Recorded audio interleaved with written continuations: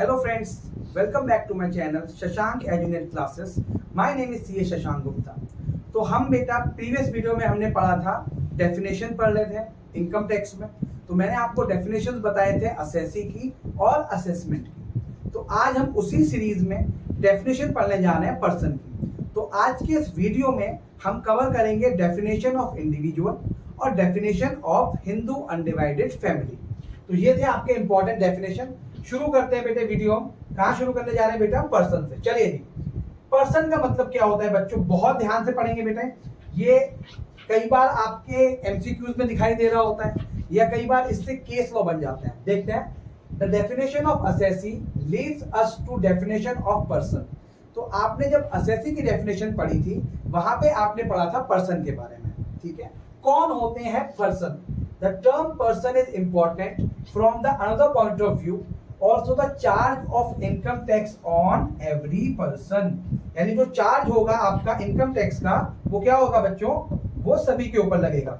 चलिए जी, तो on the every person. तो पहले पर्सन में हम देखने जा रहे हैं बच्चों इंडिविजुअल। क्या होता है इंडिविजुअल? देखते हैं बच्चों।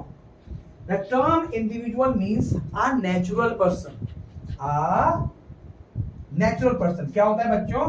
Term means is a natural person, a human being. अब देखो बेटे, हालांकि इसमें डेफिनेशन में बहुत सारा लिखा हुआ है, मैं सिर्फ आपको 5 चीजें बताता हूं।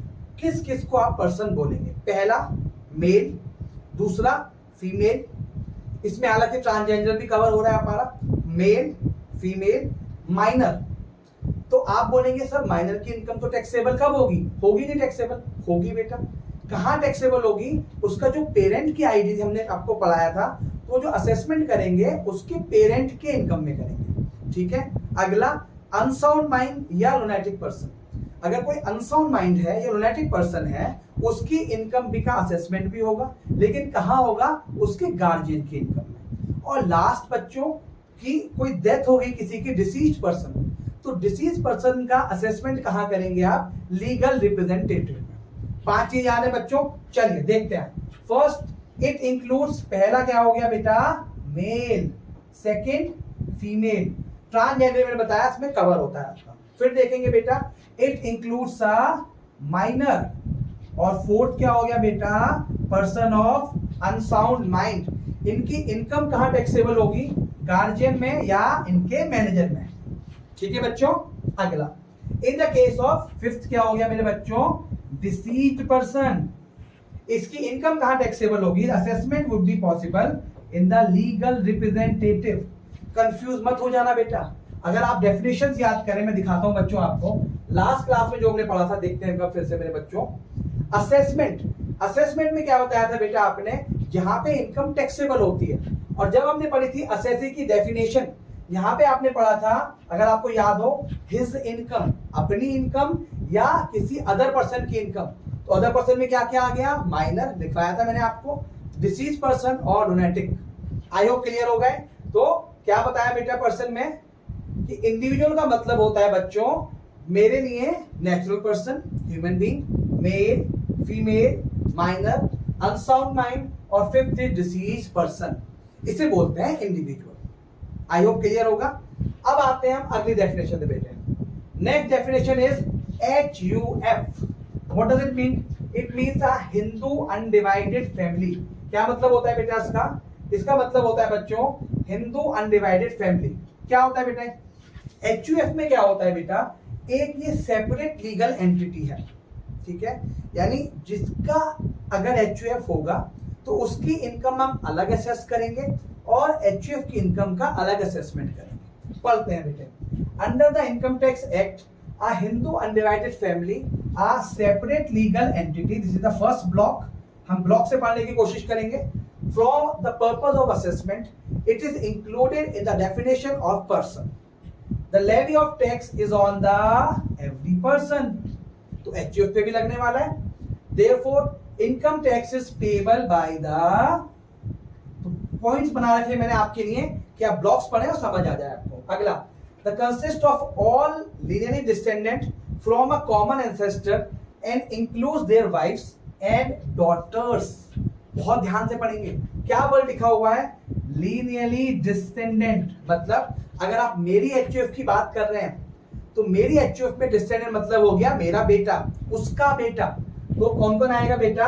मेल मेंबर्स आएंगे, और कौन आएगा बेटा? उनकी wife, their wifes and daughters. Getting my point? यानी मेरी एचयूएफ में कौन कौन मेंबर हो सकता है? मेरा बेटा मेंबर हो सकता है, उसकी वाइफ मेंबर हो सकती है, बेटे का बेटा मेंबर हो सकता है, और उसकी वाइफ मेंबर हो सकती है।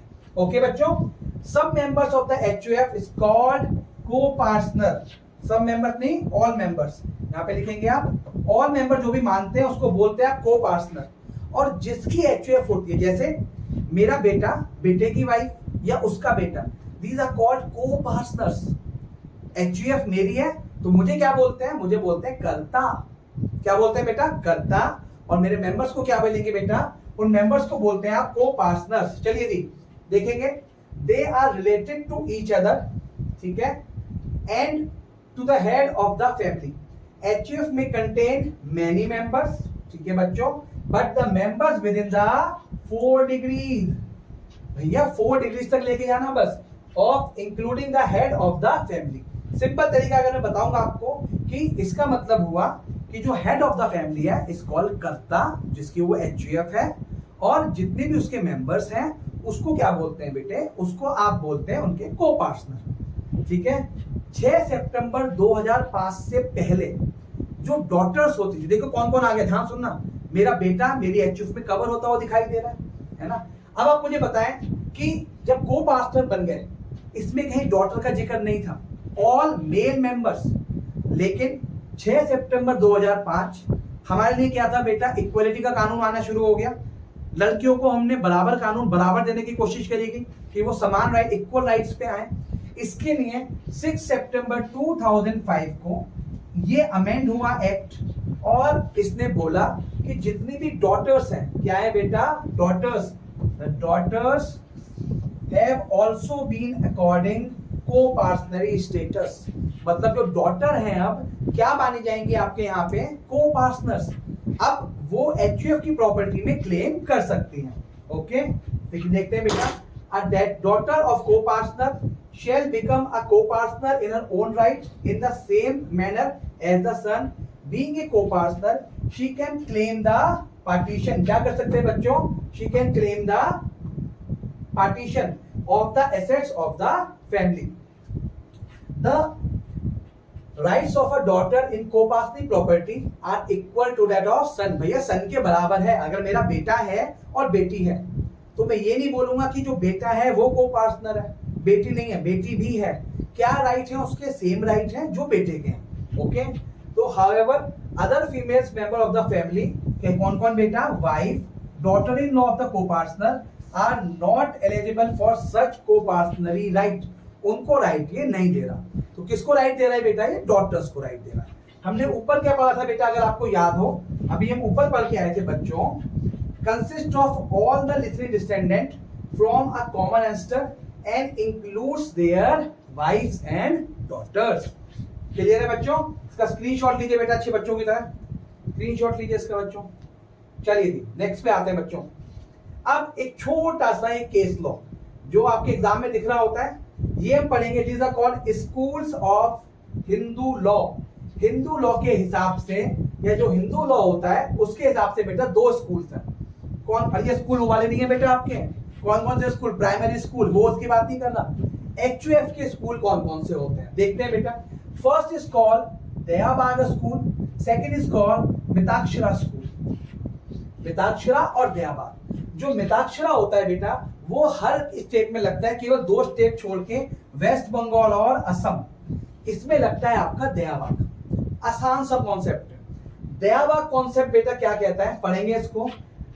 Prevalent in West Bengal and Assam, nobody acquires the right share in property by birth as long as the head of the family is living। देखो बेटा, वेस्ट बंगाल और असम में सीधा लॉ है, जब तक फैमिली मेंबर का हेड कौन हुआ? कर्ता। जब तक कर्ता अलाइव है, जिंदा है वो, तब तक आप ना प्रॉपर्टी में शेयर मांग सकते हैं, ना आप वहां को-पार्टनर बनते हैं। तो जब तक हेड ऑफ द फैमिली है सब कुछ उसी के अंडर रहेगा, और होना भी चाहिए बेटा, है ना। नालायक बच्चे हो रहे हैं आजकल के, हो रहे हैं ना। तो ये देखो बेटा, nobody acquires the right and share in property by birth as long as the head of the family is living. Thus the children do not acquire any right, क्या बोला बेटा उसने, any right share in the family property as long as his father is alive. ठीक है, only on the death of the father the children will acquire the right and share in the property. सही है। हालांकि इसमें दे रखा है hence father and his brother would be co-partner of the HUF. आप simple याद रखो, दयाबाग स्कूल कह रहा है भाई कि जब तक हेड ऑफ द फैमिली है ना आपको राइट मिल रहा बर्थ से, ना आपको प्रॉपर्टी में हिस्सा मिल रहा।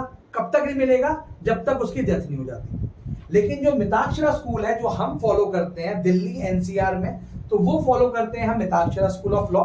वो क्या कहता है कि जैसे ही आपने बर्थ लिया वैसे ही आपकी इस प्रॉपर्टी में एचयूएफ की में क्या मिल गया आपको, शेयर।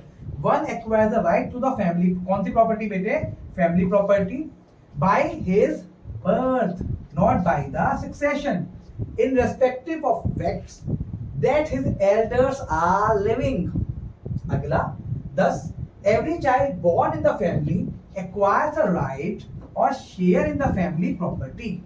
वहां पे क्या था बेटा, वहां पे नहीं मिलेगा। तो यहाँ पे कौन कौन से आ रहे हैं बेटे, यहाँ पे इसका मतलब हुआ फादर और उसके ब्रदर, अगर क्या माने जाते हैं, को पार्टनर पुरानी प्रॉपर्टी में। यहाँ पे क्या है, अलग बिल्कुल, यानी दयाबाग स्कूल और मिताक्षरा स्कूल। आई होप इसका स्क्रीनशॉट लेंगे बेटा, आई होप, चलो मैं आसान कर दूं बेटा, स्क्रीनशॉट लेंगे इसका। आई होप इंडिविजुअल में जो डेफिनेशन थी आपको और एचयूएफ की डेफिनेशन आपको अच्छे से समझ आई होगी। बाकी डेफिनेशन हम नेक्स्ट वीडियो में करेंगे, ठीक है बेटा। इस चैनल को लाइक करते रहिए, सब्सक्राइब करते रहिए। थैंक यू बेटा, टाटा बाय बाय।